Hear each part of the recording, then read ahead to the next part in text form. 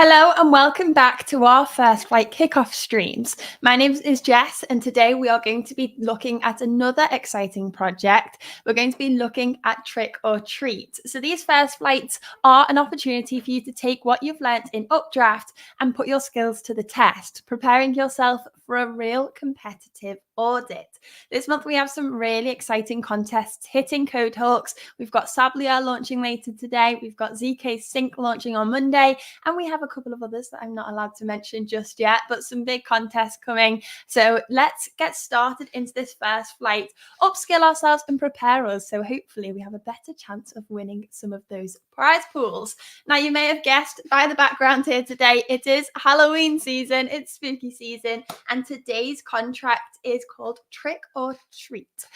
So we will be diving into this today. We'll be talking about the setup and we'll take a look through the contracts as well. If you do have any questions about the contract, please don't be shy to put them into the live stream comments and we'll go through those questions at the end of today's stream. Also, if you have any questions throughout this whole period where the first flight is live, please go to our Discord. There is a channel specifically for this first flight where you can ask any questions and get them answered by our team or other members of the community. But first things first, let's pull up Codehawks and see what this contest is all about. So let me share my screen with you here. If you just go to codehawks.cypherint.io and you click on first flights, you can see all of the first flights we have here. If you go to Trick or Treat, this is the contest that is live at the moment. Taking a look at what this contest is about. So Spooky Season is a Halloween themed decentralized application where users can participate in a thrilling trick or treat experience. Swap ETH for special Halloween themed NFT treats, but beware, you might get tricked. There's a small chance your treat will cost half the price, or you might have to pay double. Collect rare NFTs, trade them with friends, or hold on to them for spooky surprises. Will you be tricked or treated? So this is the Halloween theme contracts we've got at the moment. We will be talking through the functions in these contracts and how the contract works. So make sure to stay tuned. Let's take a look at how we can get ourselves up on VS Code. The first thing we need to do is go through to the repo with this button here, and we can copy the repo here. Now, if we go to VS Code, we open a terminal, we can clone this into here. So git clone,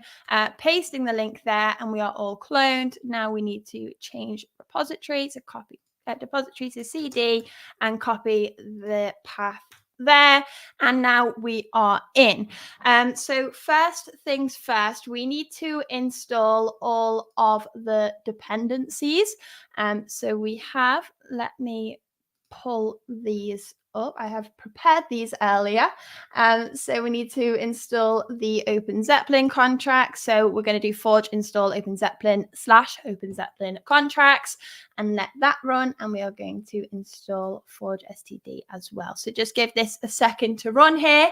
And once these are installed, we will go through the functions in the contracts, talk through how the contract works, its intended functionality, but there are some vulnerabilities hidden in there that hopefully you'll be able to spot within the next week and submit them on the Codehawks platform. So both those have been installed now. I also did forge install foundry rs / forge std, and we are ready to go. So if we type forge build and we run that, and it should all run smoothly now. Just giving it a second to make sure that's all okay. Taking a look. There we go. Are we done? Do you know what? It's been quite slow this morning, my computer. I'm not 100% sure why. Let's take a look if there are any questions in the chat quickly. Hello. Thank you very much for tuning in. Let's take a look at what's going on here. We're still building the contract, still building, all successful. Brilliant. So now we've got all those dependencies in. All of these red lines should go away. If we run forge test, there's not going to be any results because we don't have any tests. So there's perfect opportunity for you to test yourself, write your own tests here and see what vulnerabilities are within the code base. But let's take a look through this now. Let's run through the contract, see what's hidden in here. As I said, these red lines should all go away now we've installed Open Zeppelin contracts, but let's just give it a minute to decide that for itself. Let's take a look at what's going on in these contracts then. First things first, we are importing the Open Zeppelin contracts, and then we are getting into the good stuff. So first of all, we are initializing ERC 721. This is an NFT protocol. We are having ownable functions in here as well. So some functions are restricted only to the owners of the contracts, and we've got the reentrancy guard in there to make sure no reentrancy attacks occur. Let's take a look at what's within this. So first of all, we are initializing the structs and some different variables here. We've got a couple of mappings. So first of all, we have the pending NFTs. Do you know what? We will come back to these later. Let's run through the usage of the contract. So the actual concept here is somebody creates deploys the contract with some NFTs. Users can come and purchase some NFTs. There's a chance that they will have to pay double for the NFT as a trick, or they could only pay half for the NFT as a treat. So that's the Halloween aspect of the contract. Now, to get started with this contract, the owner needs to deploy the contract with a list here of the different NFTs. We are then able to add treats to that list, so we can add NFTs to be sold through the protocol. That is restricted only to the owner. The owner can also set the cost of different treats. The different NFTs in there have different costs. Through that set treat cost function. We then have the trick or treat function. So this is the function called by the end user that wants to buy an NFT. Now, as I said, they may get tricked and they may have to pay double the price, or they may get treated and they may have to pay half the price. So this is all handled within this function here. First of all, we need to make sure that the person has sent some funds with that transaction.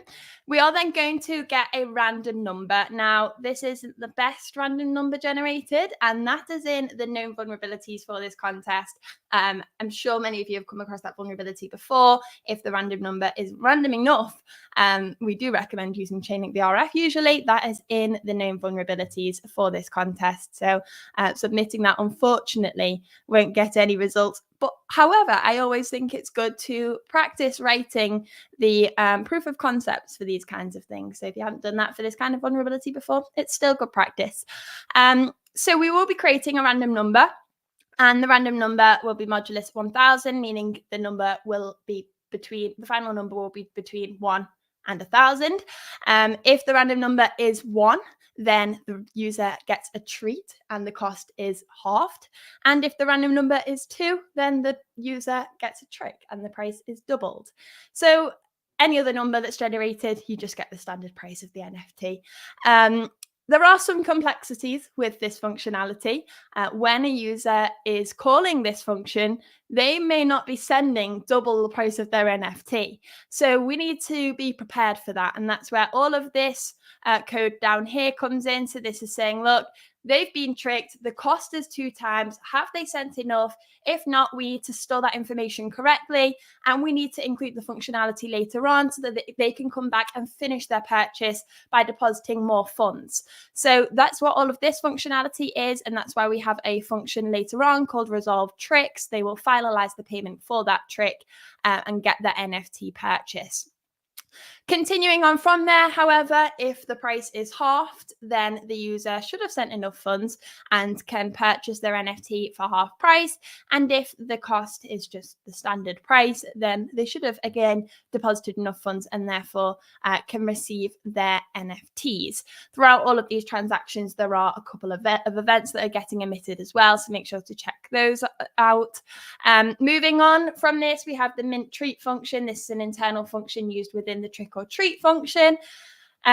Resolve treat is the one that we have just discussed, and we have some other functions as well. So the owner of the contract can withdraw the fees once people have made purchases, and we've got some view functions down here and the opportunity to change the ownership. So that's a run through of all of the functions in there. I hope that makes sense. Going back to the CodeHawks platform, trick or treat. Here we go. We can see there are 2 users as described. We've got the owner. They can add new treats, set treat costs, and withdraw collected fees. And we have the user who can swap ETH for Halloween treat NFTs, experience trick or treat, and trade NFTs with others. So that's the long and short of the contract. Essentially, they're the 2 actors that are involved in the contracts. That's a run through of the functions. If there are any questions, please put them in the chat now. But it's a really nice concept for Halloween theme. I'm really happy to see this contract. I think it's a good one. The concept is simple, but there are some vulnerabilities in there that need to be uncovered. So within the next week, I believe this is ending in 6 days and 1 hour to be precise. So within the next week, you have the opportunity to go over to CodeHawks, click on first flights at the top, then trick or treat, and then you can submit a vulnerability here, and you can gain real experience of what it's like to compete in a competitive audit. On these contests, you can earn XP points, but this will progress you from updraft into competing in real contests where you can earn real money. As I said, on the CodeHawks platform, we've got some really exciting contests coming up very soon. We've got Sablia launching in just 1 hour and 46 minutes. We've got ZK Sync launching on Monday, and fingers crossed we've got some others exciting coming very, very soon. So make sure to stay tuned on that. You can stay up to date on all the contests on our social media channels and ask any questions about any of those contests in the Discord. Would be fun doing trick or treat as my first flight. It is a really fun contract, and we've had some really positive feedback about it so far. So I'm interested to see what vulnerabilities have been found. We're going to keep an eye on the submissions this time, and we will see how it goes. I think it's a nice one for spooky season. So we do these first flights every 2 weeks. So it launched yesterday. The next one will be in 2 fortnights. So we will be back here with another stream in 2 weeks with another first flight as well. So if you can't attend this one, make sure to attend the next one. But this is an exciting one, and we're interested to see what everybody finds. But that's all we have for today. Just a quick run through of the contract and the setup. As I said, any questions, head over to the Discord. And I hope this has been helpful, and we will be back in just a couple of days. So thank you very much for actually, we will be back this afternoon. I will be back interviewing a member of the Sablia team to do the same process, basically talk about the setup, talk about the contracts, look through the functions, look at any areas to be extra cautious about with the Sablia team for that Sablia contest launching in 1 hour. So if you are taking part in that contest as well, make sure to join in on that stream, because it should help give you a little bit of a head start. But that's all we have for today. So thank you very much for watching, and I will see you all later. Goodbye.